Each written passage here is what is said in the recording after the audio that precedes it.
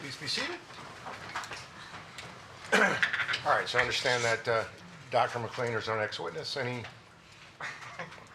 So Mr. Trevino's out there with Dr. McClain. If you don't mind, I'll go out there and get them both. I don't mind. All right, thanks. It seemed like something was missing. Mr. Trevino, are you ready?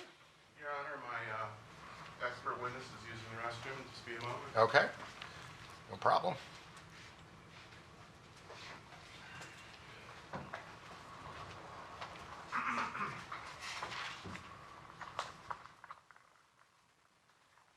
Can one of the bailiffs check and see when she comes in? Because I don't know when she's going to bop in there.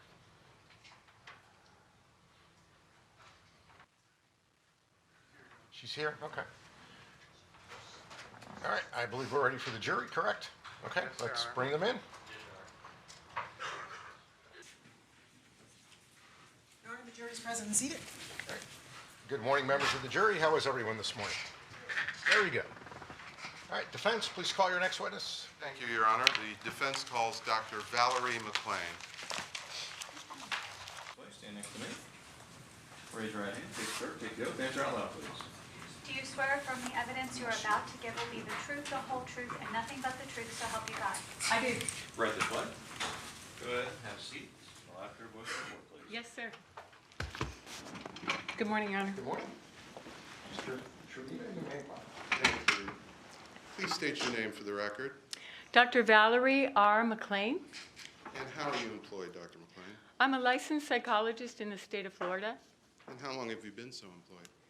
I've been employed in the state of Florida as a licensed psychologist since 1994. All right.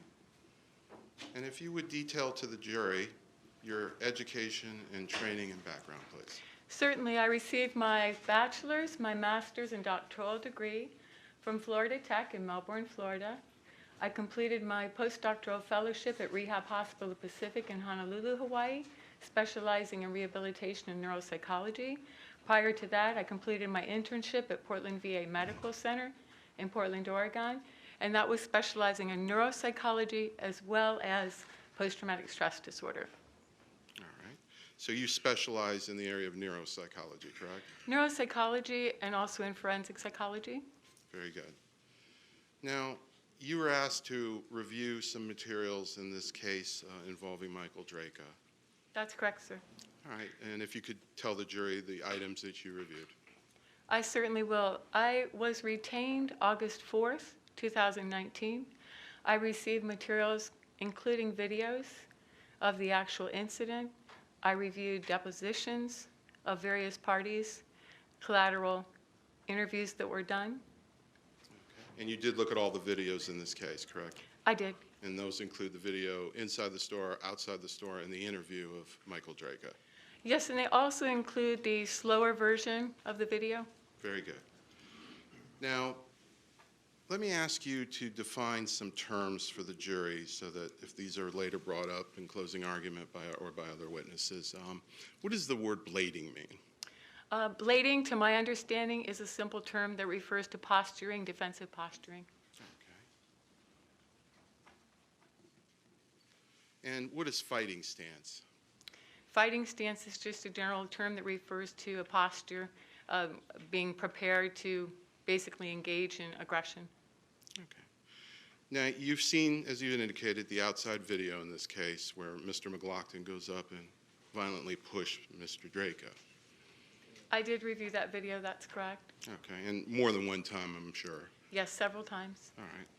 Now, without telling us your own opinion about the video, because as you know, the judge has ruled that it's up to the jury alone to decide what's on that video, even if a witness or two may have slipped in their opinion. I think we're going to need to talk at the bench.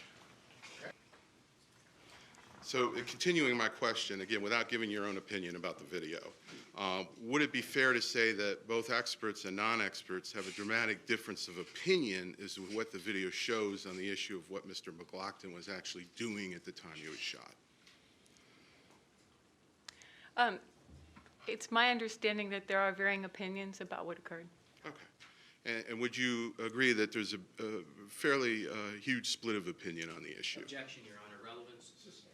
All right. Now, you've reviewed the video of Mr. Drejka's interview with law enforcement, correct? Correct.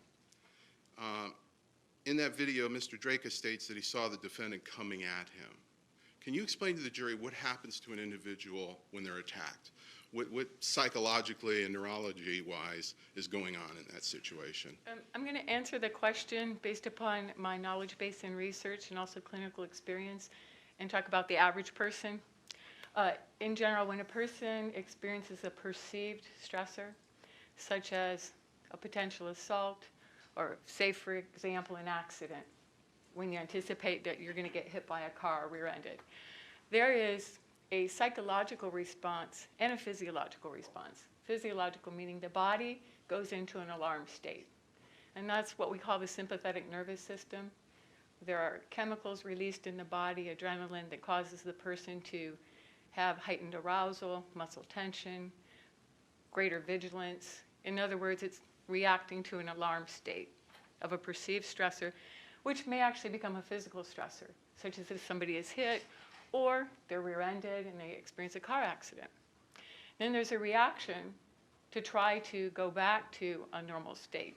So that may be reacting with a physical reaction, such as in an assault, responding back to the person, or it could be the upset that goes along with a car accident, where there's an emotional response and a physical response.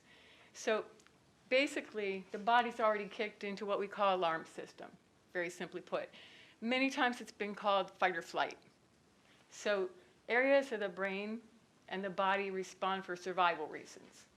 And that may override, in many situations, what we call the higher level of thinking, the problem-solving mode, where you're like, oh, okay, this happened, let me do this. It's not like that. It's a fast, reactive type of response. Could you say it's almost instinctive? It's very instinctive. Okay. Now, I'm going to give you a hypothetical. Actually, it was brought up in jury selection, where if someone is attacked, and then, for example, if someone is on a stairwell and is attacked by another individual, and the next thing that that person remembers, the person who is being attacked, is that the perpetrator, the aggressor, was laying at the bottom of the stairs. Obviously, the person pushed him down, but he had no recollection of that. He only recalls the moment from the point of the attack to seeing the man down on the bottom of the stairs. How do you explain that to the jury? When a stressor occurs, there can be what we call a disconnect, a dissociative process, where the body's responding, the mind is responding, even sometimes to recalling how to handle things in the past, quick responses. But there can be lapses in memory. Bits and pieces are not readily available because everything happens so fast. And as I stated earlier, areas of the brain, such as the amygdala, the alarm system, causes that person to react. Stressors also affect what we call a memory part of the brain called the hippocampus, so that those are impaired by the amount of chemicals going on in the brain, by the amount of the emotional override. So it's possible that someone in that state of mind either would not remember what exactly happened at the moment of the attack or shortly thereafter, or may have the information wrong. Correct. All right. And that doesn't mean they're intentionally lying. It's just that's the way their perception is based on the stress of the event, correct? Correct. Now, the state in this case is introducing to the jury, and I believe they've already shown it at least once, a slow motion video of the event.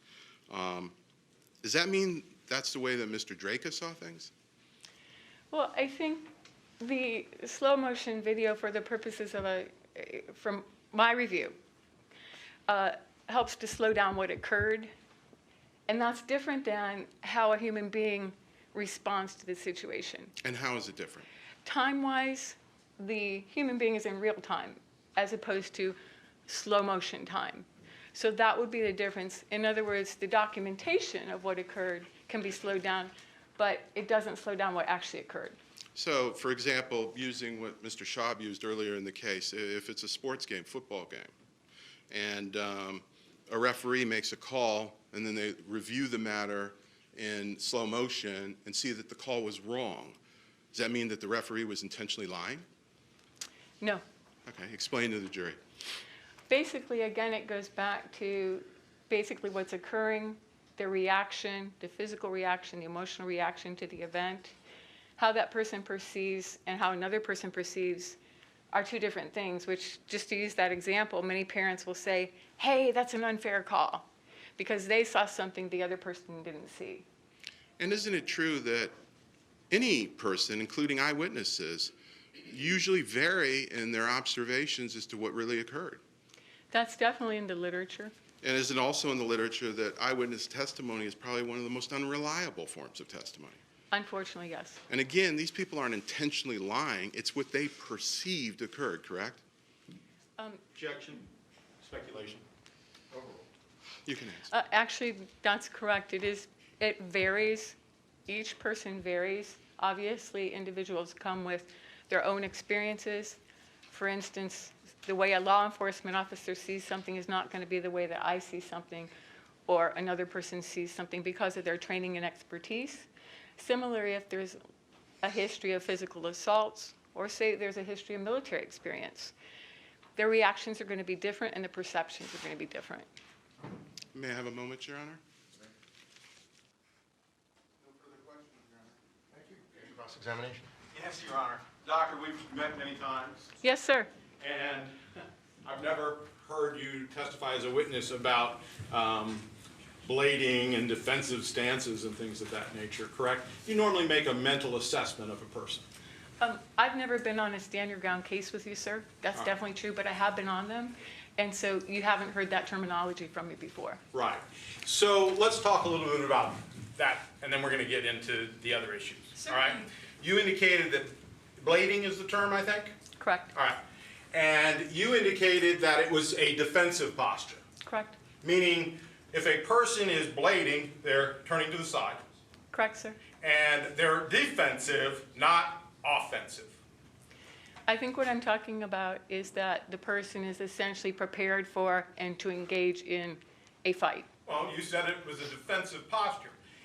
Blading can also stand for a person standing on the side so that the person with the firearm doesn't have a full body shot, a less of an area or target to shoot at, correct? Absolutely true. All right.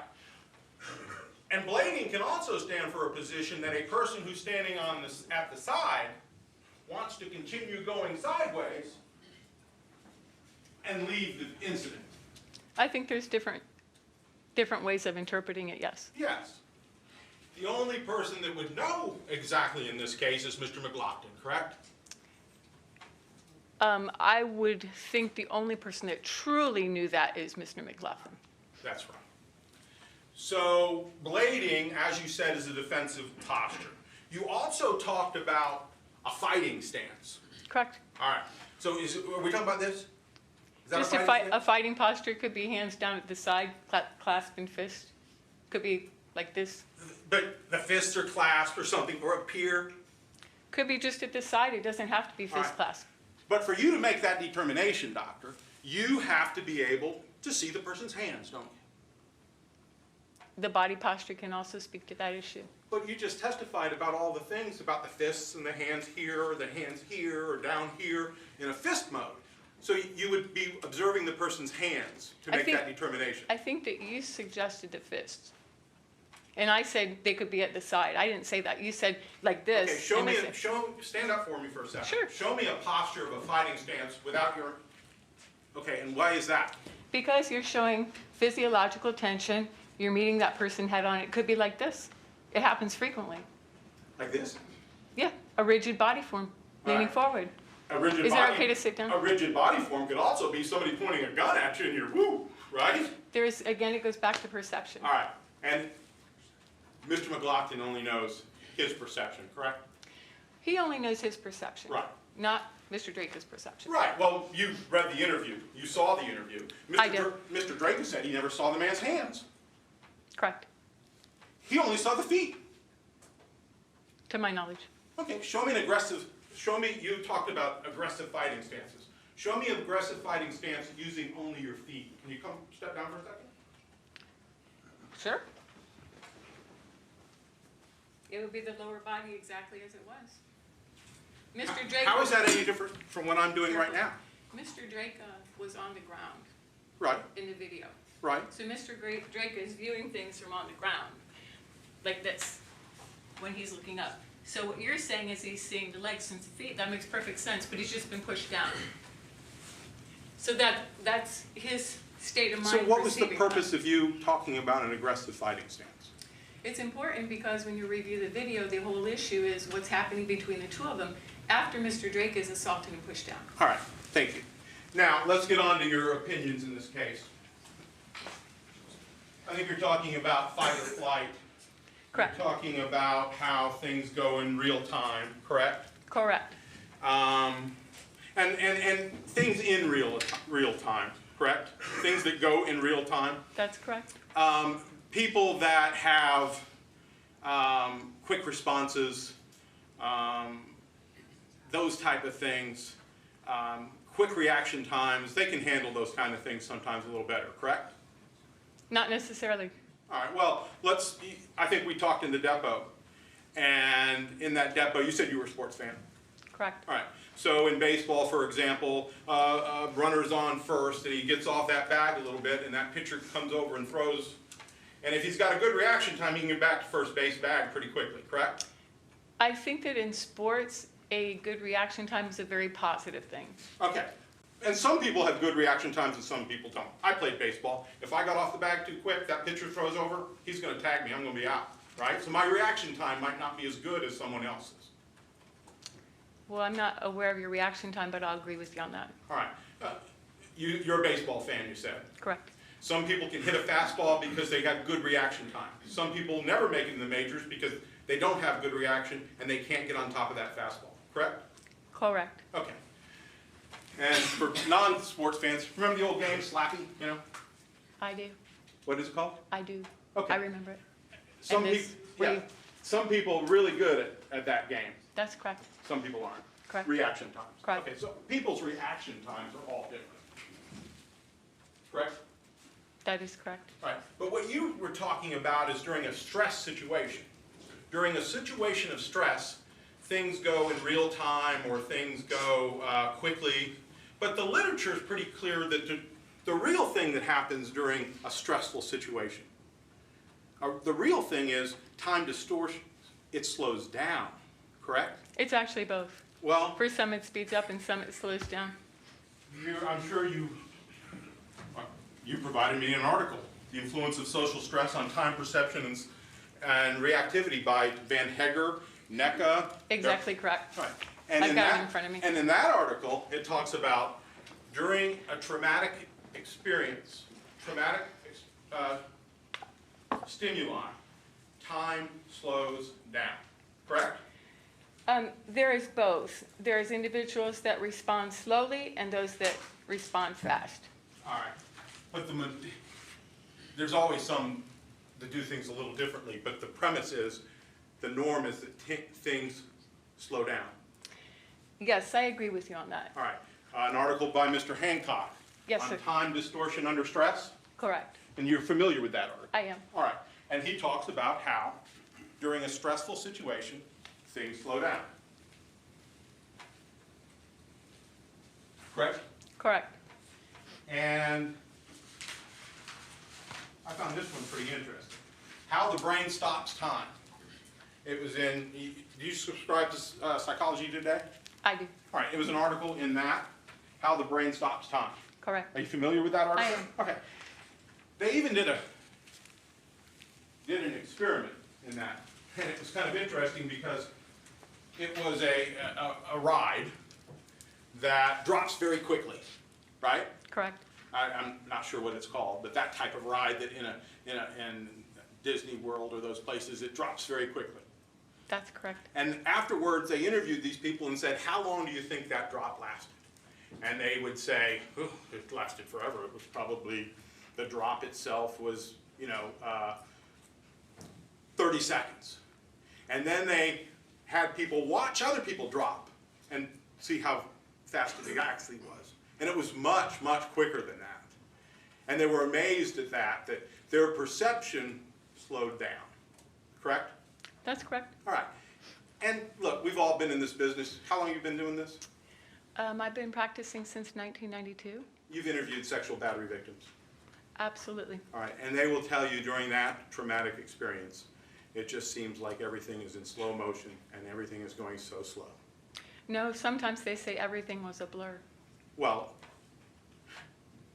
Doc, so people that are involved in auto accidents, for example, when they talk about that car turning over, they talk about how slow that whole thing went. No. They can basically see the glass just breaking. I disagree. I worked for 10 years for a neurologist.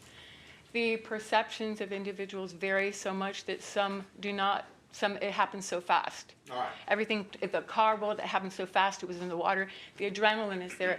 And the perception definitely varies per person. Exactly.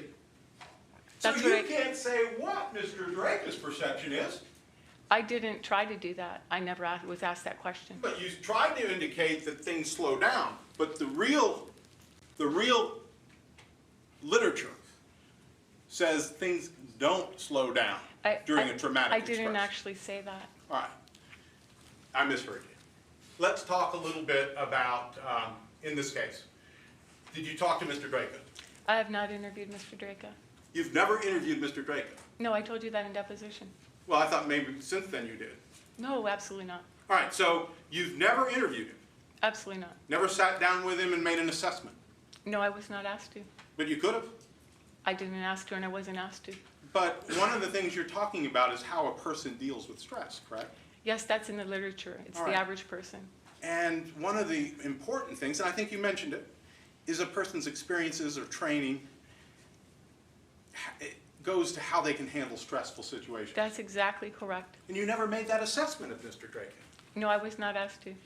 Well, do you only do things you're asked to do? Your Honor, I'm going to object. He knows, Mr. Schaub knows that that was prohibited from the court. Any opinions regarding this specific incident?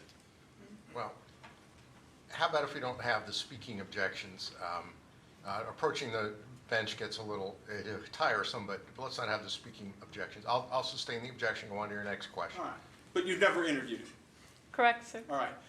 And in making determinations, a assessment of someone, a clinical assessment would be important to interview a person. I was not asked to do a clinical assessment of the We defendant. understand that, but that's an important thing, correct? Not to this particular case. Well- Not to my role. You never ascertained what experiences he had, correct? I was not asked to evaluate him, so I've not spoken with him. Okay. You listened to the video. I did. You would agree that a person who is trained or has had practice, those type of things, can probably handle certain situations better. Not necessarily. I've had cases that are stand your ground cases where the person's had military training and it was not advantageous at all.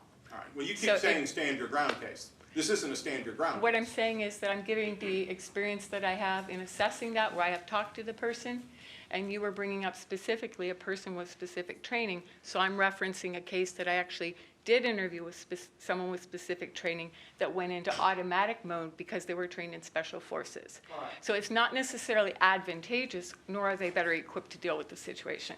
All right, let's talk about how I know, 9/11. Certainly. The building fell.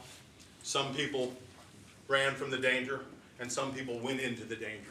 Correct. I interviewed some of them. Right. And under that situation, some people are able to handle that stressful situation better than others. From my experience in interviewing some of the victims, yes. All right. In this case, you listened to the interview, Correct, sir. so you're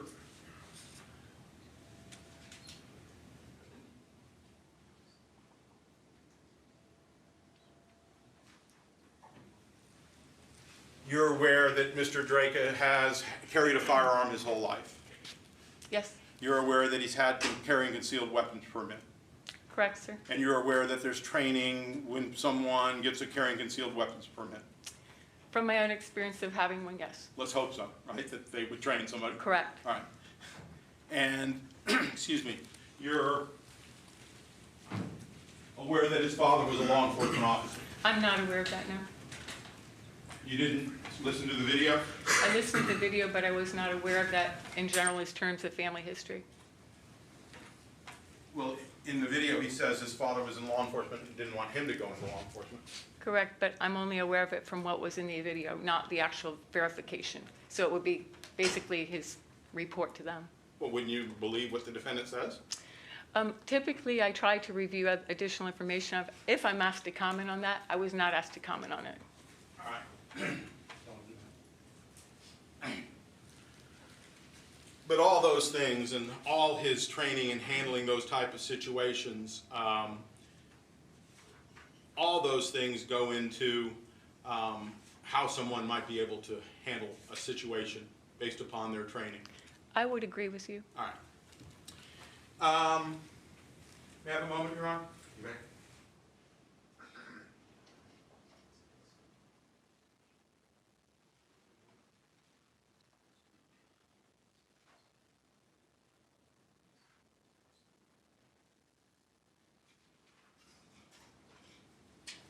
So it's fair to say, based upon the literature, that many people indicate during stressful situations, the more stressful situation, the brain stops and things slow down. I would agree that from the literature that I've reviewed in interviewing individuals who have been through trauma, that the way that the brain is affected and the body is affected causes them to basically go into a sympathetic response, a fight or flight response. Now, let's talk a little bit about before you came in and testified today. Absolutely. All right. First of all, this case occurred on July 18th of 2018, correct? To my knowledge, yes. And you weren't listed as a witness until a week and 2 days before the trial, correct? Correct. And it wasn't until the 15th, which I think was, the trial started what, the 18th? So it wasn't until the Thursday before the trial, when we got to sit down and take your deposition. I'm just backing up. I think, was it Monday that the trial started, the 19th? The 19th, Okay, so the 18th was Sunday, so it was, Thursday. right. Wait, I thought you said it started. Started on a Monday, we did our deposition on a Correct, Thursday. correct, Thursday before the trial. correct. All right. So for all the months from July 18th to the next day, you at the last moment was listed as a witness. I was definitely retained on August 4th. All right. And kind of one of the things you're talking about are human factors issues, correct? That's correct. All right. So you're kind of a human factors expert. I would say that my training in human factors occurred at a very early stage in my career, and I was a research assistant to the professor that directed the program in And human all factors. Things change all the time in that type of a fluid. The human factors is ever-changing, but during the time that I trained, it was very focused on Hans Selye, how the person reacts to stress, the Yerkes-Dodson law of optimal arousal. So there were just basic psychophysiological studies, and then I went on to. All right, doctor, that's fine, because I don't want to get lost in the weeds Okay. with the jury. I'm not really going into that. I was just wanting to generally. Sure. You've done human factors. I have. All right. But the primary part of your professional experience is testifying in court as a psychologist in relationships to individuals that have been accused of crimes. No, that's not correct. For 10 years, I worked with a neurologist and did the criminal work as well, but I testified in civil cases where the person had been in accidents or injuries, had post-traumatic stress and neuropsychological cognitive changes. I worked 10 years in dependency and divorce. Right. So it's been varied. I would say my most recent focus has been neuropsychology and forensic cases, primarily criminal, but also intellectual disability, autism, as well as probate and mental health. But we're in criminal right now. Correct. So let's talk about criminal. Sure. Okay. So in the criminal field, it's fair to say, how long have you been testifying in the criminal areas? Since 1998. 1998. And since 1998, it's a fair statement to say that you have never testified for the state in a criminal trial, homicide trial. I would say that I have testified for the state in a death penalty case when I was retained by defense, where the state actually had me testify for them instead of the person who retained me. Okay, but you weren't hired by the state. No, I was retained by defense. And that was Ms. Warnos. That's correct. Okay, and she was the serial killer that killed hitchhikers that would pick her up. That's correct. Right. And I think there was a made-for-TV movie about her. The monster, yes. Yes. So, and in that case, it wasn't the trial. You were testifying, she wanted to die, right? She wanted lethal injection. That's correct. And the court wanted to make sure that she had her mental capabilities to do that, correct? Yeah, I'm going to object. Do you want us to approach? Okay. You testified to that, Correct, sir. but you were hired by the defense. Correct, sir. Now, so that's a lot of years and that's a lot of testimony. Yes, sir. All right. And there's nothing wrong with that. I just want to bring that out, okay? Also, let's talk about, there is something I want to ask you about, because you mentioned post-traumatic stress, and this fight or flight has a lot to do with people who suffer from post-traumatic stress, correct? No, actually, they don't have to. It's a natural physiological response by someone who could have no history of trauma. But it's used as a tool by you and your profession for people, for example, a rape victim that doesn't fight. She doesn't fight. So it's used to help explain that that's not an inappropriate thing that you did because of fight and flight and the workings of the brain. I think those are two different concepts. Victimization and helplessness is associated with post-traumatic stress and victimization, but a fight or flight response that I'm talking about is something fundamentally different. It's like very primitive response of any individual to a perceived stressor, whether physical or psychological. In dealing with rape victims, victimization and conditioning, such as the fear of being battered if they don't submit, is something different. Well, but fight or flight, and we just say fight or flight, and the research shows, matter of fact, experts are showing it needs to be expanded. It's fight, flight, freeze, cooperation. Numerous things can take place during a stressful situation. I would completely agree with you, and just to go there for a minute with you to help to explain things, essentially these issues were explored in the literature. Learned helplessness was explored by Seligman and Mayer, where rats or animals were conditioned in electrocuted boxes, basically, or cages, where if they tried to get food, they would shock them. They wouldn't approach the food. They tried to get out, and eventually they just lay down, and they wouldn't leave the stressor. So it's a conditioned response. Right. Well, and I think the things I read, and again, I didn't have a long period of time to do this, but the stuff I was reading, for example, Flight 93, you're Correct. familiar with that? Correct. That wasn't fight or flight, that was cooperation. Correct. Okay, so, and the military themselves are starting to realize that maybe it shouldn't be fight or flight. Maybe it should be flight or fight, correct? Correct. Okay, and that's something the military is saying because, you know, people in stressful situations in the military, some people fight and some people do flight. That's true. All right, so that area deals with a lot of issues. You've indicated you're an expert in post-traumatic stress. I'm qualified as an expert in PTSD, yes. I want to talk to you about that because Sure. I read a bunch of cases that you've done. Sure. You testified in federal court for the defense, Yes. a terrorist trial in federal court. Yes, Sammy Osmakak. I'm sorry, what's the name? Sammy Osmakak, O-S-M-A-K-A-C. All right, you testified for the defense. Yes, it was an issue of entrapment. All right, Mr. Tragos from Clearwater hired you. That is correct. All right, and in that case, you said he suffered from post-traumatic stress. That is correct. And the stressor, meaning the thing that caused this post-traumatic stress, was an airplane flight where he had a turbulent airplane flight. Correct.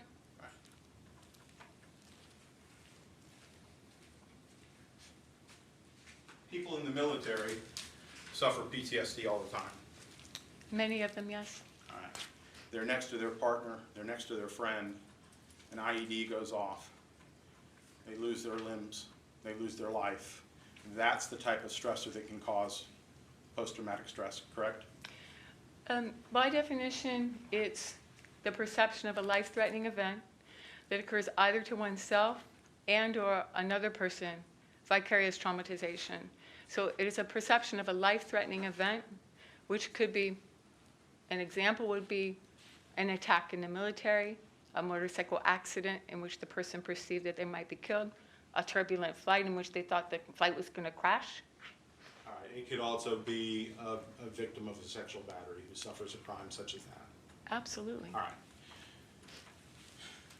So, you've testified and hired always by the defense in homicide cases. In this case, you've testified for Mr. Trevina in the past, That's correct. many times. Correct. Matter of fact, you have a professional, but outside the office, you also have a social relationship with him. Yes, I have attended social functionings such as a charity dinner that called the White Dinner or something for Bartolino or something, but yeah, and a birthday party, sure. Your birthday party Absolutely. at Burns, Correct, sir. table of 8. Your Honor, I want to object. Do you need us to approach? All right, so she has a social relationship. Let's move on. All right, Okay. you have a social relationship with him. Correct. Okay. And there's nothing wrong with that. Now,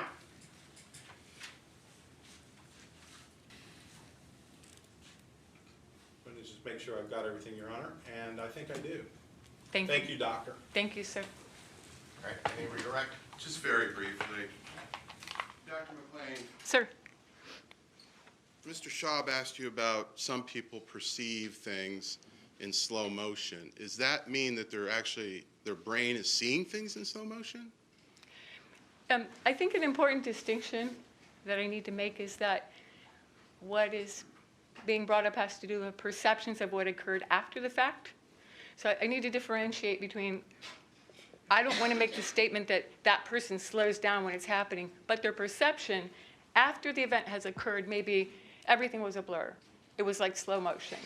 It all happened so fast. That's perception put into words. At the time, it's real time. It's actually happening in the real time of life. Okay, and you keep using the word perception, so it's really through the lens of Mr. Drejka, his perception that's at issue. Obviously, I have not evaluated Mr. Drejka, but as the state brought up, which I think is accurate, it is Mr. Drejka's perception. Okay, and he's not seeing things in slow motion. No person sees things in slow motion, correct? That's correct. It's just the perception after the fact that some individuals seems to think that it was appearing to them in slow motion after the fact. Correct. But in actuality, there is also a number of people that see things speeded up. Isn't that correct? In my clinical experience, yes. Thank you. No further questions. All right, thank you, doctor. You may step Thank down. you, Your Honor. All right. Defense, please call your next witness. This time the defense will call Mr. Sean Brown. Should be. Sir, right this way. Go ahead and stand next to me. Raise your right hand. Face the clerk. Take it up. Answer out loud, please. Do you swear or affirm the evidence you're about to give will be the truth, the whole truth, and nothing but the truth, so help you God? I do. Right this way. Good. Have a seat. Speak in a loud and clear voice for the court. Good morning, sir. Good morning. Ms. Coy, you may inquire. Good morning. Can you please turn to the jury and introduce yourself? My name is Sean Brown. All right. And Mr. Sean, where are you currently employed? I'm the owner and CEO of Trademark Security Services. Okay. And before we get a little bit further, do we know each other? Yes, we do. And how do we know each other? Ms. Coy was an attorney for me when my son and I were involved in a vehicular accident back in, I believe it was 2010 or 2011. Okay. Now, tell me a little bit about your company that you're the CEO of. Trademark Security Services is a security patrol firm. We perform various patrols in residential communities as well as corporate security. We also provide executive protection. We also offer the statewide training courses for individuals to receive armed and unarmed security licensing, as well as I personally teach the concealed carry courses also. Okay. And how did you become involved in this case? Ms. Coy contacted me Thursday 2 weeks ago. I believe that was Thursday, August the 15. That was last Thursday. Yeah, it was before then. It was the 8th, I believe, August the 8th. And I'd object to counsel just blurting out during testimony. Well, I'm sure he was just trying to help. All right, you may continue. Basically, when Ms. Coy contacted me, the only reason she contacted me, she had a question in regards to some terminology that was being used within this case. Beforehand, I had not heard from her. Okay. And what was that terminology that we were discussing? She asked me if I had ever heard the term blading. At that time, I told her, no, I did not. I didn't know exactly what it was she was speaking of. But when she started to reference it and started to talk a little bit more about it, I did understand exactly what it was she was talking about. Okay, and we'll get into that a little bit later. Now, have you ever testified in a courtroom as an expert witness before? No, I have not. Okay, so this is your first time? Yes. Okay. All right, so let's talk a little bit about your background. Tell the jury about your background. I am well, I guess you can't say former Marine, because once a Marine, always a Marine. But I was a Marine platoon sergeant, infantry platoon sergeant, as well as a scout sniper team leader. I was also a close quarters battle and hostage rescue team instructor, also involved in Marine Corps mixed martial arts, and also served on presidential support under Bush Sr. and Bill Clinton. Okay. Within that, and hoorah, is that what they say? I don't know if I got that wrong. Hoorah. Okay. When you talked about presidential support, what did that entail? The presidential support that we provided, I worked for an entity called White House Communications Agency, in which they provide the telecommunications equipment and everything to the President of the United States when he travels and goes on various trips. White House Communications Agency provides, we've all heard of the red phone. They provide the telecommunications equipment for the president. While we're in Washington, D.C., the Marines are responsible for guarding the entire compound, which is a joint military compound. Everybody from Air Force to just basic DOD personnel are there. We are also responsible for guarding the National Security Council during various events such as the UN Convention. Okay. Now, do you have any experience as it relates to firearms? Yes, I have experience since 1991. I've carried a firearm almost every day. Okay. And what types of firearms are you familiar with, and what's your experience with that? Everything from 50 caliber sniper rifles to machine guns to pistols, various handguns, shotguns, grenade launchers, missile launchers, anything you could think of, I've had my hands on it. Okay. And was that as a result of your training and being in the Marines? Yes. Okay.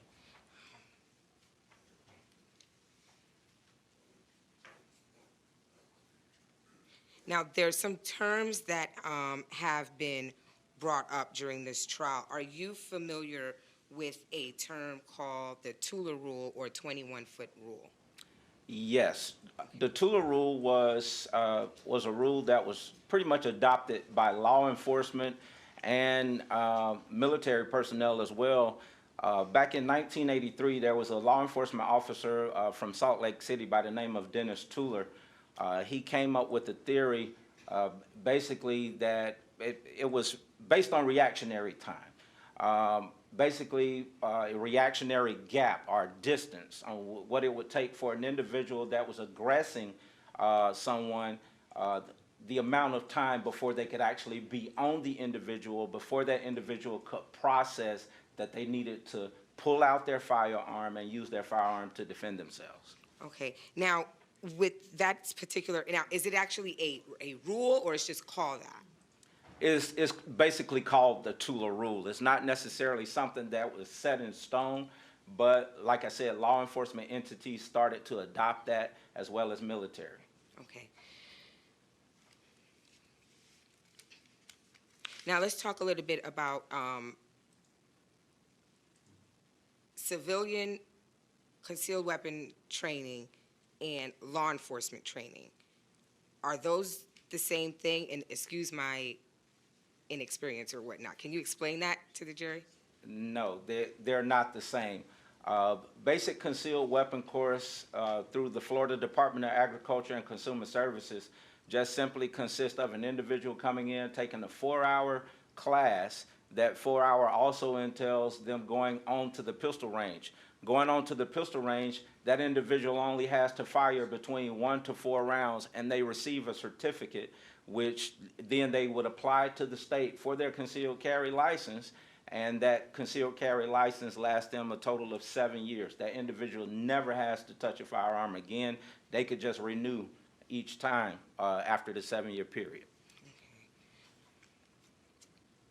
Whereas, I'm sorry, whereas in with law enforcement, of course, law enforcement has to conduct training annually. They have to stay up on qualification annually.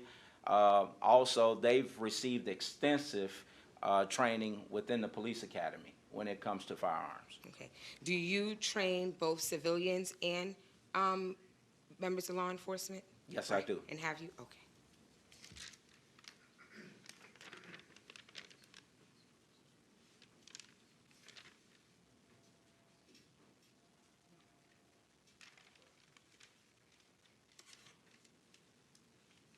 Now, I want to talk about another term or principle, or I'm not sure how to call it, that was brought up about threat assessment. What is threat assessment? Are you speaking with an individual or for things like what my company would do? Let's talk about your company. What would your company do as it relates to threat assessment? When we're talking threat assessment, as a company, as a security company, anytime we perform threat assessment, it's just basically whenever we take over a new contract, we go to the communities, whatever the case may be. It could be in a high crime area. We basically would assess the entire community to see the level of crime that's there, the level of threat that's there within the community. From an individual standpoint, everybody's level of a threat or the perception of a threat is totally different than the next person. Okay. Are individuals taught about threat assessment when they're obtaining their concealed carrying weapons? No, they are not. Okay. Does the concept of threat assessment, is it applicable to civilians? Not really. That is something that would have to be studied on that individual's personal time.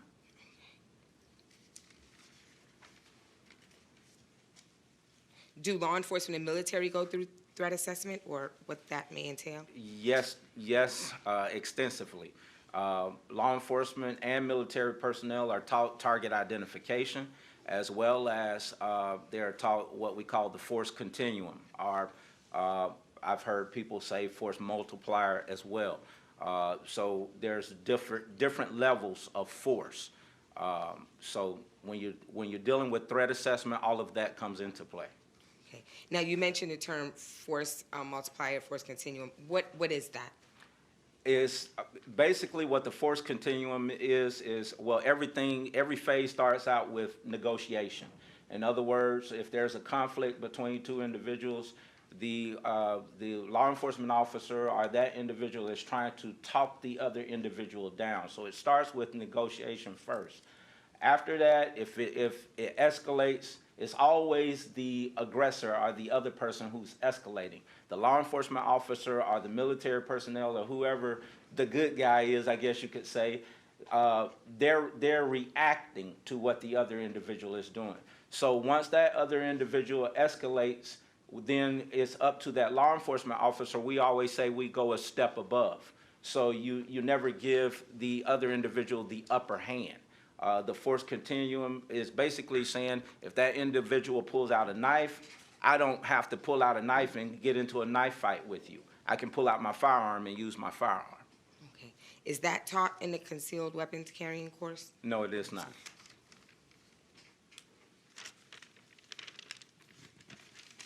Now, are you familiar, and I forgot to do this, were you asked to review some materials in this case?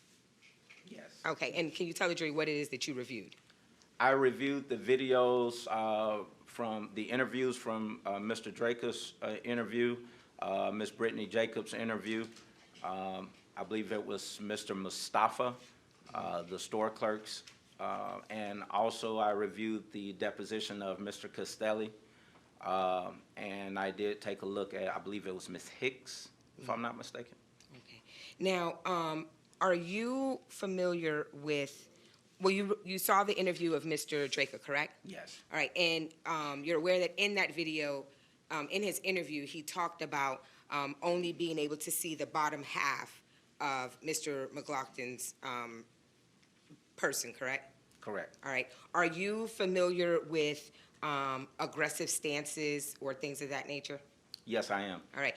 Tell me, what is it in your background, in your training, that makes you able to talk about that? Well, being involved in any form of martial arts when it comes to aggressive stances, we've all heard of a fighting stance. Any form of martial arts, the very first thing that is taught is balance. In any defensive class or martial arts class, whether it be boxing, martial arts, and in this case, even dealing with firearms, you always have a strong foundation first, which is your stance. With that being said, normally, an individual gets into what law enforcement knows it as the Weaver stance, to where the weak leg goes forward, strong leg is kicked back behind you, and most of the time that is an orthodox stance that is being used by a fighter. Okay. Now, I'm going to ask you if you can demonstrate that. Are you able to do that? Sure. All right. Your Honor, permission for the witness to step off the stand. So show me. I mean, I'm not doing anything. It could just be something as simple as this. Okay. And what type of stance is that? This is what we would call the Weaver stance or an orthodox stance.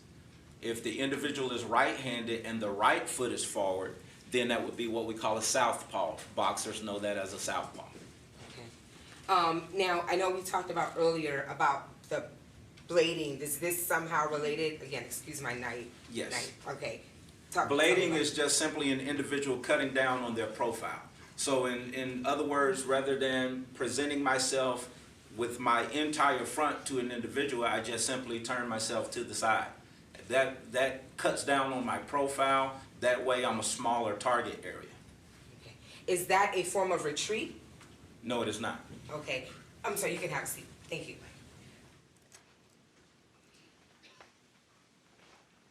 What type of I don't know if stance or position would be considered a person in retreat?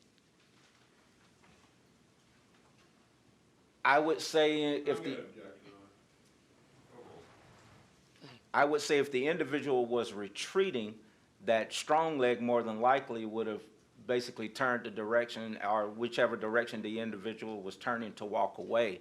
That leg or that foot would have been pointed in that direction. Most of the time, whichever way we're taking off to, you could see the toe of the foot start to move in that direction. Okay. When you talked about, and when you showed us about the stances, I noticed that you didn't really use your arms. Are the arms necessary, or the positions or of where the arms are, is that necessary to be considered a fighting stance or not a fighting stance? No. Okay.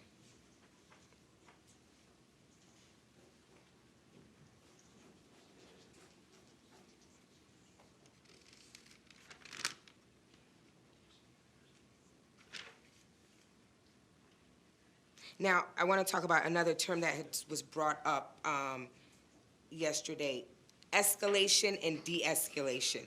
Are you familiar with those terms? Yes. All right. Are those things that are taught to individuals in a carrying and concealed weapons course? Objection, Your Honor. I think he can testify to what's taught in his course. All right, well, I'll withdraw. if you can lay the foundation I'll withdraw, Your Honor. that there's normal courses that are, I'm going to change it. okay, go ahead. Is the concept of escalation, de-escalation mandated by Florida statute to be taught in a concealed carrying weapons course? No, it is not. Okay, but are there some instructors who may choose to teach different things in their particular courses? Yes. Is it Those would be considered add-ons. Okay, so, and just so truly for my clarification as well, Florida law, as it relates to carrying a concealed weapon, has specific things that are required to be taught, correct? Yes. And then there are other instructors, depending on who you go to or where you go, who may decide to add more to that basic requirement or not add more. Yes. Okay, As far as terminology, we've heard a lot of terminology throughout this case. Is the terminology as it relates to self-defense, use of force, is it consistent across the board, or can that change from location, instructor? Various instructors can use different terminology. For instance, like this morning when I just brought up force multiplier, and I say force continuum. But there are other instructors that may use force multiplier. So it just depends on the instructor when it comes to the terminology and how that instructor has been trained. Okay. I want to talk a little bit about reaction time. Are you familiar with reaction time? Yes. Okay. How does one get reaction time or improve, or how does explain that to me? Reaction time, an individual reacting to a stressful incident or to a combative incident, it is something that has to come with extensive training. We can't give somebody the keys to a car that's never driven a car and just put them on I-75 and say, here, have at it. They have to learn how to drive first, start off at a slow pace. In the Marine Corps, we used to use a term, we used to say smooth is fast. We started off smooth first, and then with repetition, the speed would come. So reactionary time, it takes practice. It really does.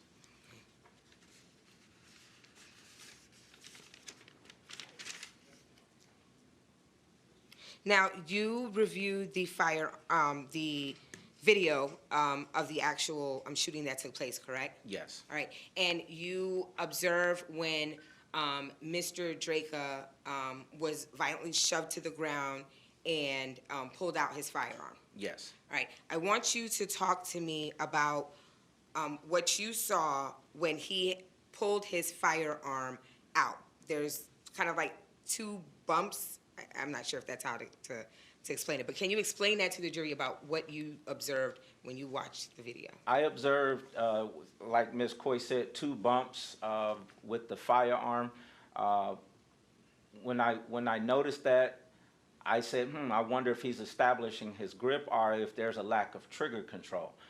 With my experience in dealing with firearms, I noticed the very first bump before the gun went off with the second bump. The first bump, he may have been establishing his grip, getting a firmer grip.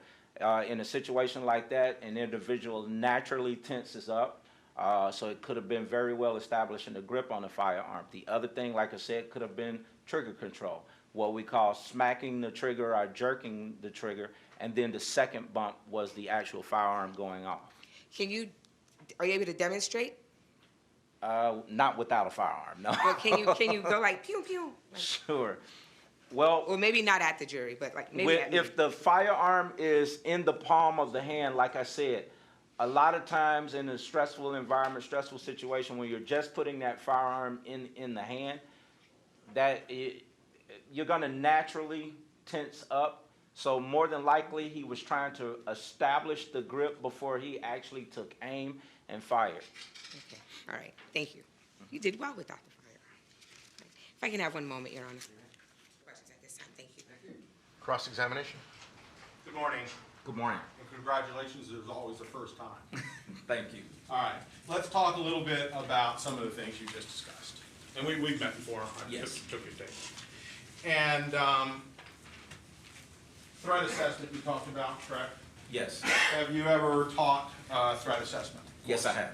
All right. Are you authorized to teach those courses? Yes, I am. All right. Let's talk a little bit about the training of your people first. I want to just talk about that, security training. Your security people are armed? Yes. All right, and you would teach a security person, the basic rule is you don't want to shoot an unarmed man, right? It's a fair statement? Not necessarily true. Well, let's say a man's retreating or backing up and he doesn't have any weapon. Probably you don't want your security personnel, I would hope. It is taught that you do not shoot at fleeing individuals, no. Or people in retreat. Correct. Matter of fact, you talked about the 21-foot rule, and we're going to talk about that, the Tula rule. And that all originated in Salt Lake City, correct? Correct. And you talked about that, but it's being changed a little bit, right? Have you read that literature? The only thing that I've heard that it could quite possibly have the distance increased. No, I'm talking about as a result of Rodney King, as a result of Ferguson, all right, as a result of Missouri. Law enforcement's taken a new position that maybe we should first try to de-escalate, correct? It's always been that way. All right, so de-escalation is important. Yes. All right, I mean, let's talk about the 21-foot rule. Okay. Because you listened to his interview. Yes. And Mr. Drejka said 21-foot rule, 21-foot rule, right? I mean, Yes. Yeah, as a justification for what he did, correct? I wouldn't say that was a justification, but he did use that terminology. Right. Yes. You wouldn't say it was a justification because let's talk about the 21-foot rule, all right? Yes. It deals with a person advancing towards another person, correct? Correct. All right. It deals with, it's a scenario where the officer has a firearm Yes. and he has not pulled out that firearm yet. Correct. And the perpetrator has a sharp-edged object, Negative. a That- club. That is incorrect. It could be any form of a weapon or that individual just being aggressive on his own, himself. Sir, the Tula rule and the 21-foot rule deal with someone with a sharp-edged weapon. Not necessarily true, sir. All right, we're going to differ on that, okay? A good example of that would be the Mike Brown case. Well, the 21-foot rule didn't apply in that case. In that case, the officer said he banged my head Right. against the steering wheel. Right. Oh, But he okay. was already away from the individual at the time. So the 21-foot rule, that thing you talked about, Mr. Tuller did in Salt Lake City that was published in the SWAT magazine that Yes. everybody in law enforcement knows about, Yes. it deals with someone with a sharp-edged object, correct? Not necessarily true. All right, that's fine. Because what it's saying is, that Tuller rule, someone can close that gap moving forward to that officer Right. before he can unholster his gun, get his gun out, point and shoot. Correct. All right. Now, if he didn't understand that, right? That's not the dead guy's fault, right? No, it's not. All right. Can we approach? All right.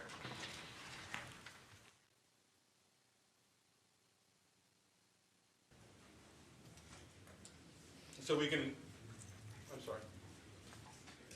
We all set? So we can disagree about your version of the Tula rule. But what it means is the individual, by the time he can pull the gun out, aim and fire on an advancing, right, Yes. perpetrator, he's got to be able to have enough distance between him to facilitate that. Correct. All right.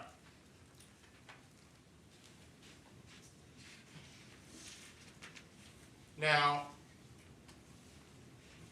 you talked about keys to a car and how you can't give everybody keys to a car unless they have proper training and all that. Well, my analogy was, I was basically saying, Ms. Coy asked me a question on dealing with reactionary time, and I was just telling her it comes with practice. All right. You have to constantly practice for speed. All right. But it's also, when you talked about a car, it's also fair to say you shouldn't give a firearm to somebody unless they're properly trained, correct? Correct, but here within the state of Florida, all that is required is the 4-hour course. Well, let's talk about that 4-hour course. All right? Yes. And let's talk about not just a 4-hour course, but common sense. Yes. All right. So if you're carrying a firearm, and if you have a carry and concealed weapon permit, it doesn't necessarily mean you have to carry your gun on your side, correct? Correct. All right. You can leave the gun at home and just have it, the carry and concealed weapon permit. Correct. All right. Let's use an example. Someone goes to a mall or someone goes to a convenience store and they're holstered a gun on their side. All right? Or they have a gun holstered to themselves all the time. All right? You've heard the interview of Mr. Drejka. Yes. He says he always carries. Yes. All right.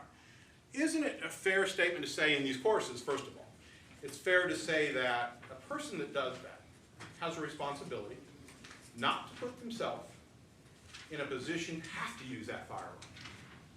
Correct? That should be everybody's responsibility that carries a firearm. Exactly. For example, if you get into road rage confrontations, it's probably good if you're carrying a firearm to kind of avoid road rage confrontations. Yes. All right. It's probably good to avoid conflict, and you have a special duty when you're carrying that firearm, don't you? Yes, you do. to not harm others unnecessarily? Yes. All right. So you don't want to put yourself in a position to have to use it. No, you don't. Matter of fact, I think in the courses that I'm aware of, they teach avoid conflict and only use your firearm as a last resort. Correct. All right, so avoid it. Because the sanctity of life is the most important thing, correct? Correct. All right.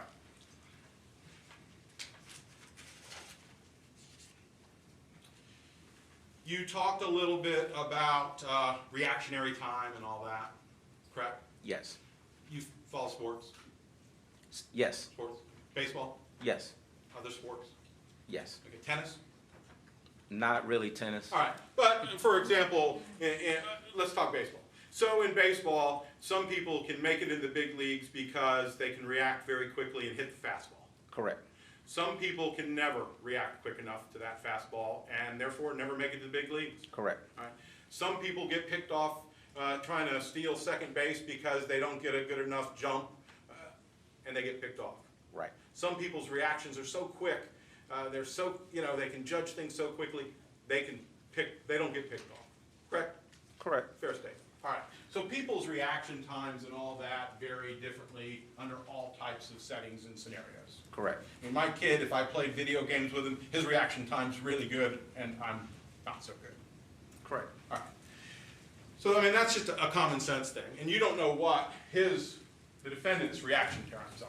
No, I do not. You didn't do any testing, you didn't do anything with him No, in sir, that I did regard. not. Have you ever met with him and interviewed? No, I have not. All right.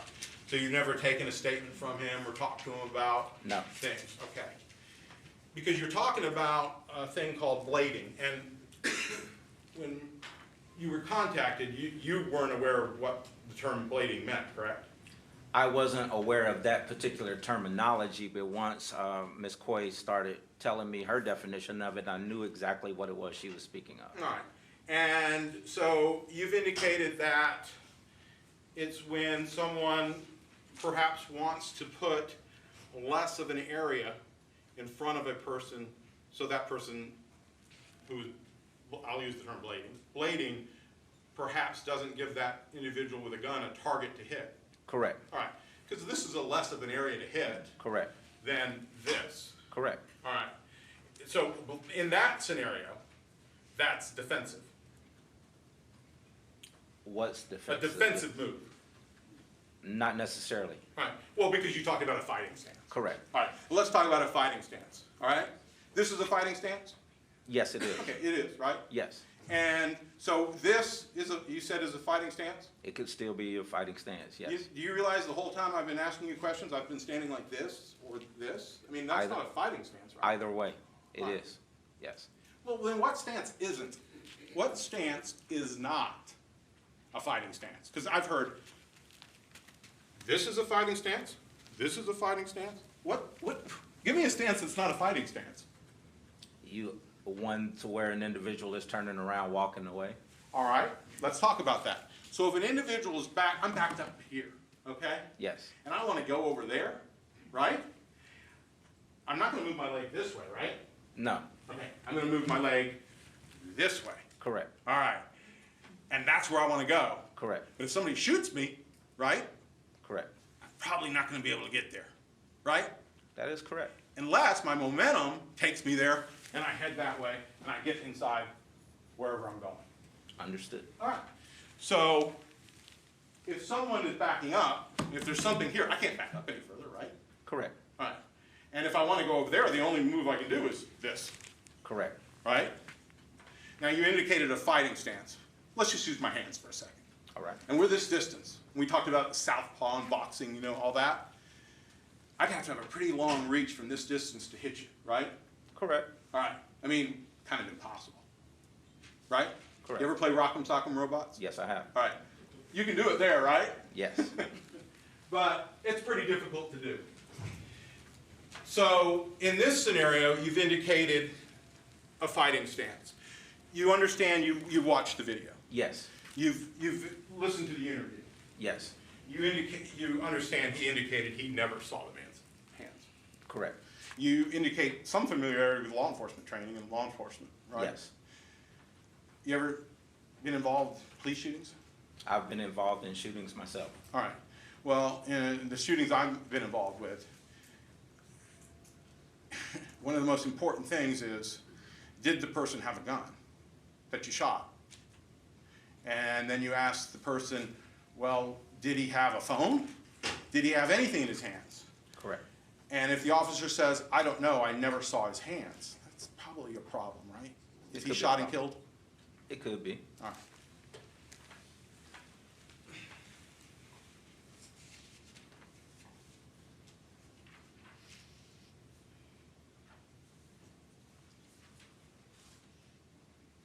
You talked about threat assessment, and one of the first things is not escalating it. Yes. So if I'm an officer and I'm come out to the street to talk to a person, and that person, you know, curses at me, says something to me, acts like he's going to get, but then starts backing up, right? Then I've kind of made an assessment that I don't need to use lethal force. That, to some extent, but if that individual is still within range, that individual could still be considered a threat if they're still within a certain range, All right. within a certain distance. And you teach, we talked about the Tula rule, you teach a form of that in your instruction, I think you said, correct? Yes. In your training. You deal with armed security personnel? Yes. All right. So you've done studies yourself? Yes, I have. All right. And these studies are, there's a person who's going to be the bad guy, okay? Correct. And that person has a fake pistol. Correct. All right. And he has a fake pistol, and the other individual is the security personnel. Correct. And he has a fake pistol, right? Yes. All right. And they're a distance from each other. Yes. And you don't tell the person, the security personnel, when this person's going to become aggressive. Correct. All right. And then that person becomes aggressive. This is the training you do. And correct me if I'm wrong. When that person becomes aggressive, such as this, that officer, that security agent has to respond. Yes. All right. And I think I talked to you that during that period of time I was watching a lot of gun smoke, remember? Yes. All right. That's the Old West thing, the shootout. Marshall Dillon's never lost a shootout, by the way. So in that scenario, that's kind of the training you're doing. The fastest gun. Not necessarily, because what I taught in my training courses, in all actuality, the security officer is already at the ready, already at the point. In other words, what I told the security officer in that training, and by the way, we trained with airsoft pistols. Right. But what I would tell the security officer, already come to the point, already come to the ready. If you see the bad guy make any aggressive move whatsoever, I want you to go ahead and pull the trigger. Out of those scenarios, almost every single time, the security officer was shot. Whether the bad guy was shot simultaneously from time to time, but I will tell you, every single time the security officer was shot. And that's simply because it is based on reactionary time, how long it's going to take for your mind to process that you have to squeeze the trigger. You got to remember, the bad guy knows exactly what he wants to do. The officer does not. All right, but in my scenario, Matt Dillon always lets the other guy pull the gun and he wins, right? Correct. So, but if your security guard's fast reactions, he can. Yes. Okay, but the bottom line is, your security guard shoots that person because that person has a gun, right? Just the individual being aggressive. But he has a gun. Yes. All right, okay. So he has, well, you tell him not to shoot him if he doesn't pull the trigger. Correct. Because you don't want him to shoot a man that shouldn't be shot. Correct. If you in your business, it's fair to say that if you had an individual shooting unarmed man, right, you probably wouldn't hire him. Probably not. Okay. So,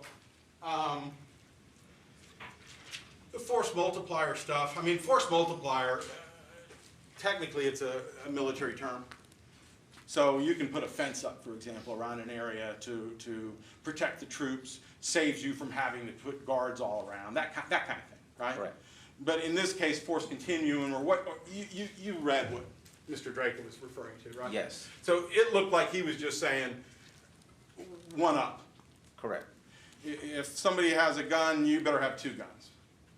Pretty much. If somebody has, if somebody has a tank, you better have air support and two tanks. Correct. Okay, that kind of thing.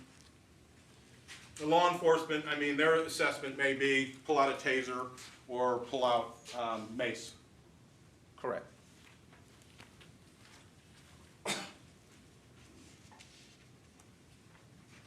you talked about, you know, the training for law enforcement and the training for civilians are different and all that, right? Yes, But common sense applies to everybody.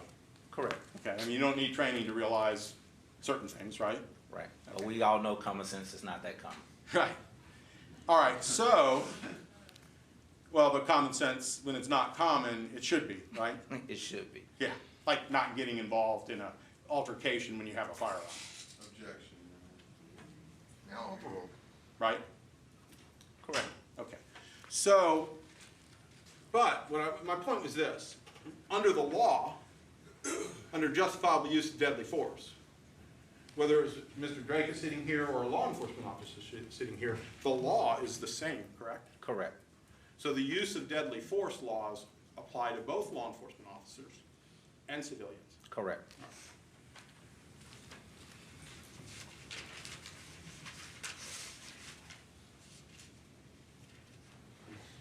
You have a moment, Your Honor? You may.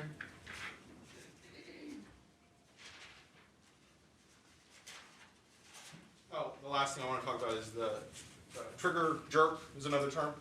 All right, and I'm not into firearms, but because of your testimony, I read a lot. So trigger jerk, may I approach? All right, the trigger finger. It might be because you start out, you want it right here on your finger, correct? For Well, proper accuracy in shooting? The finger should rest naturally on the trigger. All right, but if it's too much towards the tip, that's a trigger jerk that might cause the bullet to stray from the target. If you're using the tip of the finger, it's no muscle relaxation, and you could jerk the trigger, and yes, it would cause the round to miss. All right, and if the trigger was too far down the shooting finger, right, that's a form of a trigger jerk that could cause it to miss the target going the other way.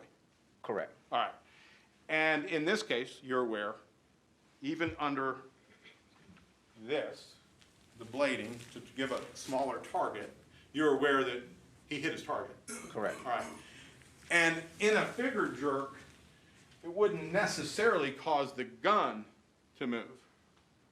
That's not necessarily true. That's exactly what would cause it to do. Most of the time, anytime the trigger is jerked, even if the gun is moved an eighth of an inch, All right. that could cause the strike of the round to. But in this Yeah. case, it appears, because it was such a good shot, it appears that he was properly firing the gun. Could have been. Okay. And you saw the video. Yeah, but if I'm not mistaken, when I watched the interview of Mr. Drejka did not know at the time that the individual was shot. Yeah, but he never indicated he had any problem shooting, right? No, he did not. He never indicated that the gun malfunctioned or he didn't properly pull the trigger or anything like that. Correct. And matter of fact, I think Mr. Drejka had indicated that he was pushed down, but the officer says, you were pretty dazed. No, a little dazed. Remember that? I mean, Yes. so, and you saw him after the shooting, he appeared to be fine, right? Yes. Okay.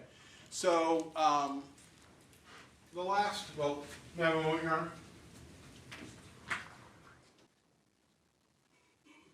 So, in that video, it looked like, or forget the video, but if someone's moving to the side, and someone has a gun, they also could be directing the person, correct? Normally, if they're directing, they're telling the individual beforehand what it is that they want them to do. Or they're moving a person with a gun Yes. without commenting. I wouldn't say that you would give direction with the firearm without commenting. All right. But this movement can also be trying to move somebody, correct? Yes, Fair but to most say? of the time that goes with the comment. All right. I could say something, but I'm not. All right, the Tula drill. My partner here got me because I wanted to have you take a look at that. Sure.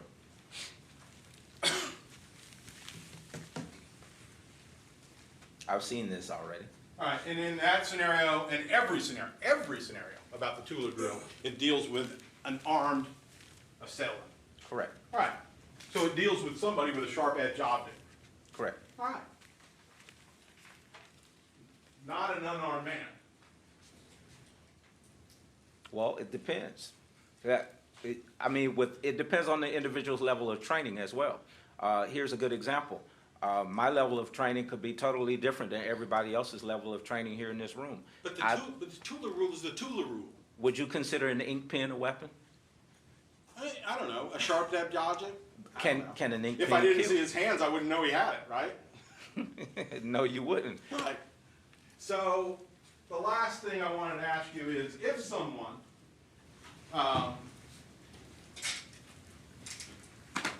in military, perhaps you have to take a life. Correct. Right? That happens.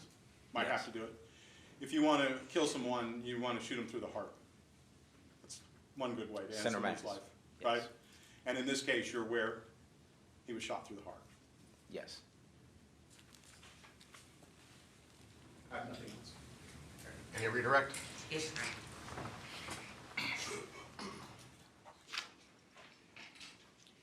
Mr. Brown, a few Yes. things I wanted to talk to you about.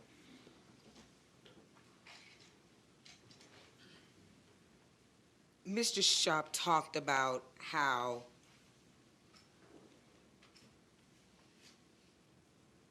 Mr. Drejka used the firearm after he was shoved, correct? Correct. Do you recall watching in the video before Mr. McLaughlin comes out the store, Mr. Drejka arguing or going back and forth with Ms. Jacobs in the vehicle? Yes, I do. Okay. At any time, did you, and this, let's just go to his interview. Let's not even go to the video. At any time from reading the deposition of Brittany Jacobs or the interview of Mr. Drejka, was there any mention that Mr. Drejka tried to either show a firearm, pull a firearm, or do anything of that sort to indicate that he was armed? No, it was nothing in the interview of that sort. Okay, and you're aware that they were arguing for, I think it was, they said, a minute and 43 seconds, correct? Correct. Like, arguing to the point where people are walking by, stopping and hearing what's going on. Yes. And in the entire time, Mr. Drejka did not pull a firearm, No, he did not. say that he had a firearm, No, he did not. threaten to use a firearm. No, he did not. It wasn't until he was violently shoved that the issue with the firearm came out, correct? Correct. Now, he also talked about, carrying a gun all the time. Does a carrying and concealed weapons permit, does the state of Florida, who gives a person a carrying and concealed weapons permit, permit them to carry that gun all the time? Yes, they do. However, there are certain areas in which an individual, of course, cannot have a firearm. For instance, a good example here in court. All right. And speaking of that, I think you mentioned that you carry a gun all the time, Yes, I do. right? Is that illegal? No, it is not. Now, you were talking about Mr. Drejka, pulling up his hand, and you talked, again, I'm not that well versed in it, so I won't say it, but did you watch the video of when Mr. Drejka had his arm in a makeshift sling? Yes, I did. All right. Did you hear him talk about his arm when he was in the video? Yes, I did. Okay. And you were aware that he fell and he injured his arm when he was... This is all outside the scope. Yeah, I'll sustain the objection. Is it true that a civilian person is not held to the same standard as a police officer?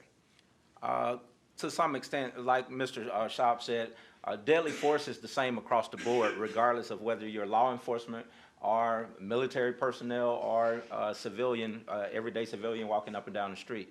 So in black and white, deadly force is absolutely the same. However, like I stated before, with the level of training, there are some things that would be totally different. So we can't necessarily hold the civilian to the same standard as a law enforcement officer, any aspect of training. And so, for example, I think Mr. Sharp talked about, an officer saying, stop or don't move. Is that something that's a requirement, that if you're pulling out a firearm, you have to tell a person to, is that the same for civilian and law enforcement? I think it is taught to law enforcement officers that, most of the time as a courtesy, law enforcement officers have a tendency to give the individual, let's say an individual is committing a crime. They give the individual the opportunity to stop doing whatever it is that they're doing. So most of the time, law enforcement officers announce themselves. We've seen the cop shows or even Gunsmoke to where they've announced themselves and they say freeze police or whatever the case may be, basically to give that individual the time to actually stop. As a civilian, I don't have to do that when it is a life or death situation. I don't have to make an announcement. Okay. In your carrying and concealed weapons course, just in general, as part of this, the regular course that's required by the state of Florida, are there any drills that train you in a situation where you are shoved to the ground and then you have to pull out a firearm or not? Very seldom. There are no drills within the state of Florida when it comes to civilians. Military personnel receive training like that, as well as law enforcement receive training like that, to where we may shoot from the kneeling position, we may shoot from our backs, whatever the case may be, but nothing like that for civilians.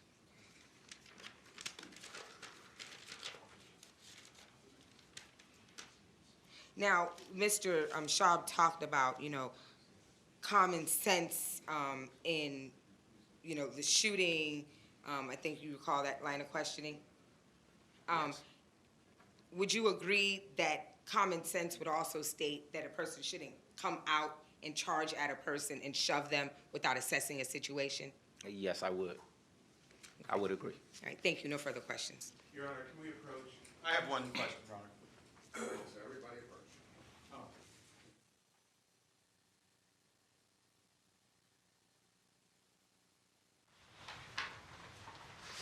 One last question, Mr. Brown. You watched the video with Mr. I know we have to keep saying that. You watched the video Yes. with Mr. Drejka. You saw the video. And in Mr. Drejka's interview, you heard him talk about how his right arm was injured as a result of the shove, Yes. and that he had to steady it. And you saw him put his hand up? Yes. All right. And was that part of what you were explaining when you talked about steadying the rifle, trigger shot, and all that? Yes. Most of the time, individuals, even a basic class, you try to teach individuals two-hand grips. So I believe he was using his non-firing hand as a form of control to help out with control of the firearm. Okay. All right. Thank you. No further questions. All right, Mr. Schaub, you indicated you had one question? Briefly, Your Honor. Well, yeah. Okay, briefly instead of. It's one issue that I have. You indicated that, and all considered carrying concealed weapon classes are taught differently by different instructors, correct? Correct. However, there is a foundation from the Florida Department of Agriculture and But Consumer it's Services. very Yes. basic. Yes. All right, so you don't know how he was taught, you never spoke to his instructor? No, I have not. All right. You don't know how other people are taught? Correct. All right. But you do know that you talked about how, I think, officers' training can be different than, right? Correct. And how you train for a scenario is better how you handle the scenario? Correct. You're aware that he indicated in his statement, in the defendant's statement, that he practices shooting from the down position? No, I was not aware of that. All right. But in his statement, he indicates he practices his shooting from the down position, because at the time, remember when he said, I was an Uber driver for a little while, so I practiced that kind of thing. Right. Okay, so you're aware of that? Yes. All right. I have no further questions. All right. Within the scope? Okay.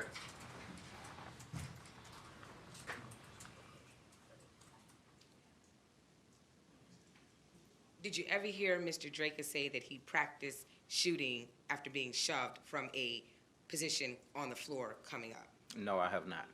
Thank you. No further questions. All right, thank you, sir. You may step down. Thank you.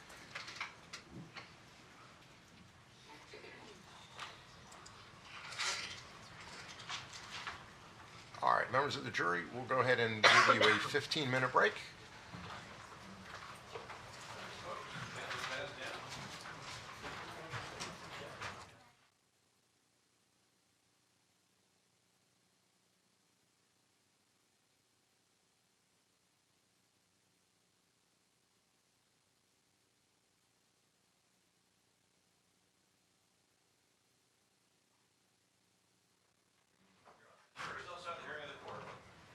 so defense, I believe that that's all the witnesses you have, except obviously with the possibility of Mr. Drejka, correct? They're going to introduce the item. Yes, we need to introduce 2 items of evidence by stipulation, and then we can rest at that point. Okay. All right, so I'll go ahead and do the colloquy with Mr. Drejka now. And we talked about this last night at about 6:30 or whatever time it was. But Mr. Drejka, the trial tactics and strategies really up to the lawyers, but there are certain things that are up to you and up to you only. For example, whether or not you want a trial or you enter a guilty plea, whether or not you waive a jury trial and go non-jury, and also whether or not you testify. That is 100% up to you. Obviously, you should speak to your lawyers and consider their advice as to what may be in your best interest as far as you being a witness in this case or not. And I know we talked about that last night, and I'm sure you've been talking to your lawyers for months now. Have you had enough time to speak to your lawyers about whether or not you want to testify in this case? Yes, Your Honor, I have. Okay. Okay. Do you need any more time at all? No, sir, I don't. Okay. Have you reached a decision about what you think is in your best interest? Yes, I have. All right. And what decision have you reached? I would prefer not to testify, sir. Okay. And you do believe that that's in your best interest? I do, sir. Okay. Is anyone forcing you or threatening you in any way to reach that decision? No. Are you currently under the influence of alcohol, drugs, or any kind of medication at all? No, sir. Okay. Is your mind clear today? Yes, it is. Okay. And do you understand what's going on here today? I do. All right. Are you satisfied with your team of lawyers so far? Yes, I am. All right. All right. Very good. Do you have any questions about anything? No, I do not. Okay. So the defense will put in those 2 items of evidence. There's no objection. Then the defense is going to rest. Does the state know if they're going to have any rebuttal witnesses? Mr. Rosenwasser's talking to Mr. Bedard. I don't think so, Okay. but we'll see. All right. So then we can start closings. I think the trend now, which I've been doing for a while, is for the court to read the jury instructions first, up to but not including rules for a deliberation. Then we'll hear closing arguments, and then I'll complete the instructions on the law, beginning with the rules for deliberation. So I think we can definitely start that during lunch, especially if the state doesn't have any rebuttal witnesses. How long would each side like for a maximum? Again, this is a maximum. Let me talk to Mr. Rosenwasser, but I think maybe 2 hours. Ooh, that seems like an awful long No, time. I was thinking hour and a half, then I was going to try to convince you guys to do an hour and 15 minutes, but I would agree with the court. I think that's way over for this case. I mean, it's Yeah. on video. The You said facts it was are. going to be 3 weeks. Well, I said could be. Yeah. I didn't know how long it was going to Because take we, to get a because jury. we thought your witness list that you never gave Yeah. us, that it would have been longer. all right. So the other thing too is when I instruct them on the law before closing arguments, that really saves a lot of time because normally then the lawyers, if the judge doesn't do that first, will go over the law and spend a whole lot of time just on the law. Here you can get right into applying the law to the facts. You can get right into the facts and then apply it to the law. So it really saves a lot of time. So Mr. Rosenwasser, is an hour and a half enough for each side in your opinion? Your Honor, I would ask, and I was talking about it with Mr. Schaub, if it's okay, I don't think we would use a full 2 hours, but that would be certainly a cushion. I think an hour and a half, the reason I think that'd be cutting it a little close is I'm going to be playing clips of the defendant's statement, and that in and of itself is about 20 minutes. The justifiable use of deadly force instruction, as you know, is somewhat complicated, and in the first close, I'm going to go through the legal aspects of the case, so I have to talk about manslaughter, justifiable use of deadly force, justifiable homicide, excusable homicide, and then the deadly force instruction. So. All right. Well, here we go again. Okay. So this is my understanding of the law and the jury instructions. Okay. In introduction to homicide, there's justifiable use of force, and then there's excusable homicide. My understanding is that justifiable homicide is just a really short version of justifiable use of deadly force or justifiable use of non-deadly force. Obviously, justifiable use of non-deadly force is not applicable here. So I really think that there's two defenses, and they're both dealt with in Introduction to Homicide, but justifiable use of force, which is the first one, is a super Cliff Notes version of justifiable use of deadly force in this case. So I don't think that there's three possible defenses, there's two.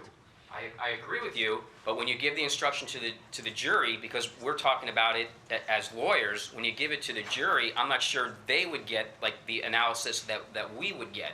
So I think I have to address it with them, and I would probably explain it just like you are, but they're going to see three different areas. So I got you. All right, so how about an hour and 40 minutes? Can we live with that? I think we can compromise. Okay, very good. Compromise would be an hour and 45, my math. Hour and 40 minutes, okay? All right, that's fine for the defense, right? Yes, Your Honor. Okay. All right, so at least we gave him a 15-minute break this time, so we will be back and then get started. I have the jury instructions here, so I'll hand them out momentarily. Yes? May I would run down to the cafeteria and grab a coffee, if that's, I can it understand. might take a little more than 15 minutes, so I just need it. Are we going to go straight into closings No, after lunch? He has or the dog. No, Before no. lunch? Okay. He is No, gonna I mean, call the dog. but this is what we're going to do, I think, is we're going to, I'll instruct them on the law. I assume Mr. Rosenwasser's going to go first? Yes, yes, sir. Your Honor. Okay. And then probably we'll take lunch then, okay? And I'll instruct the jury, don't talk about the case yet because you have to wait until the very end, and don't make up your mind until the very end and all of that. And then we'll have the defense closing argument. I assume that's going to be Mr. Trevino? Yes. Okay. And then Mr. Schaub, and then I'll instruct them on the law, beginning with the rules for deliberation. Then they'll go back and deliberate. So I think that's how it's going to work. I misspoke. We are calling Mr. Bedard. Oh, now we are. Okay. Well, he was talking to him, but very limited, right? Very. Right, because rebuttal's not supposed to be a repeat of. No, it's on gun, but just the trigger thing. Okay. All right. So I still think we have the same plan then, because I don't think that'll take long, or at least I hope it doesn't. Okay. All right. All right. So get a cup of coffee and come on back. Thank you.